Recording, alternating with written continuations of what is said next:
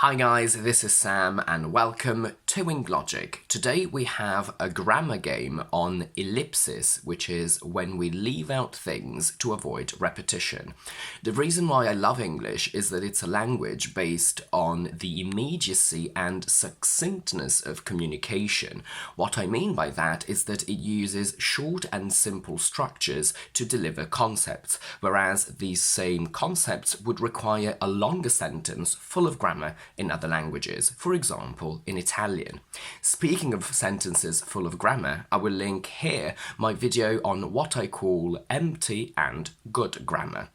In English, we can remove a lot of parts of speech to avoid repetition, but it's not always the case. Some of the things we're going to look at today may seem very easy and silly to you, but be careful because these are those little mistakes that a lot of people actually make without realizing, and they can significantly impact your exam score, and you could accidentally give a completely different meaning to what you're saying. So please don't forget to like this video and subscribe to my channel, and let's get started. You know the drill. We're going to work with these sentences where only one is grammatically correct. The game is for you to find it and to correct the wrong ones. As a little game, I would suggest you pause the video, come up with your own solutions, and then see if they match mine. Today, we're also going to have a little bit of a twist because for now, we're going to say that the only correct sentence is number 2. Stay as long as you like, but keep on watching because we will see that we have a little surprise today. Let's see why we watched a film and I thoroughly enjoyed, and they've bought me chocolate because they know I like are wrong.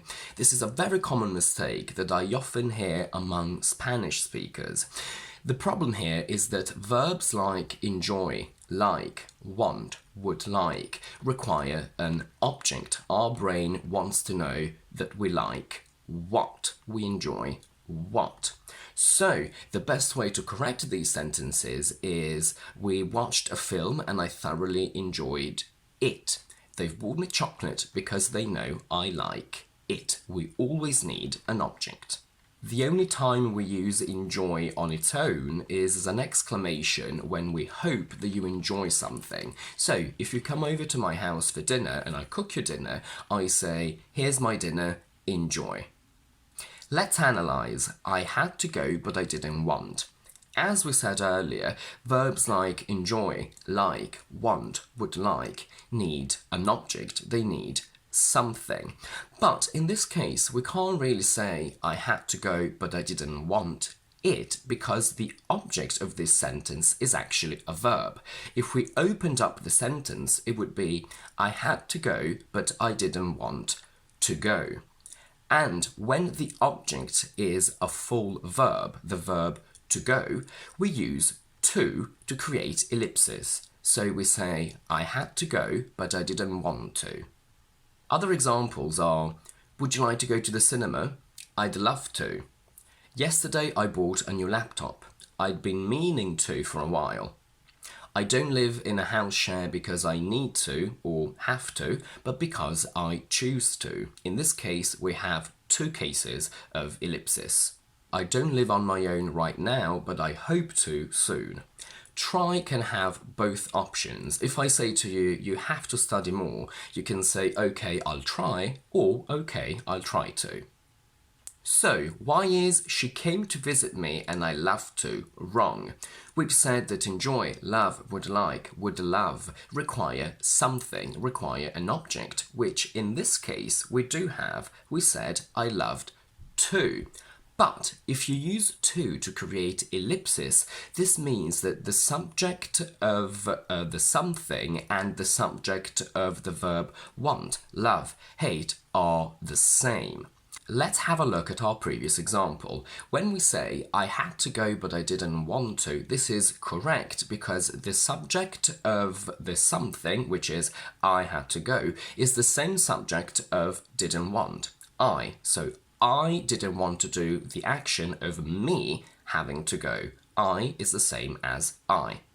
So if we say, she came to visit me and I love to, this to tells me that the subject of the something, which is she, is the same subject of want, which is I, but this is obviously not true. When the subject of the action of loving is different from the subject of the something, we use that or it. So we would say, she came to visit me and I loved that, or I loved it, where these two particles stand for the fact that she came to visit me. So it would be, she came to visit me and I loved the fact that she came to visit me. I don't sing anymore, but I used when I was younger. Why is this wrong?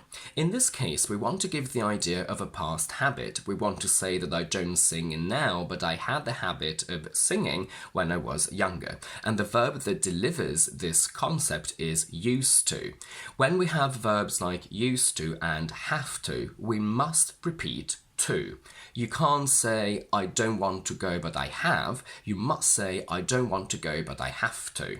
So if we opened up the sentence fully, it would be, I don't sing anymore, but I used to sing when I was younger. And if we want to create ellipsis here, we must say, I don't sing anymore, but I used to when I was younger. And here comes the twist of the day, because the verb to use informally means to do drugs.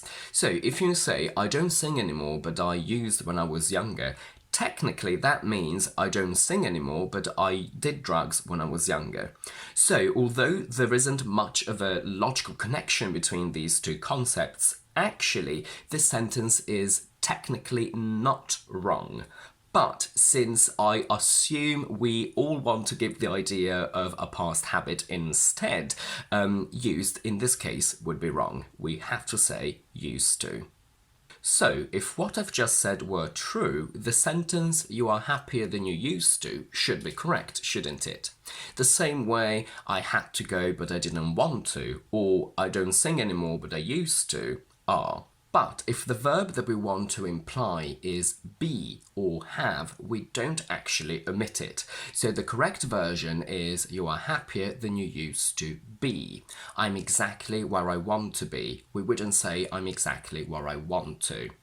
Now, maybe informally we could potentially drop have. So you have a bigger house than you used to. Maybe this is possible, but I can't think of an example where we would drop be.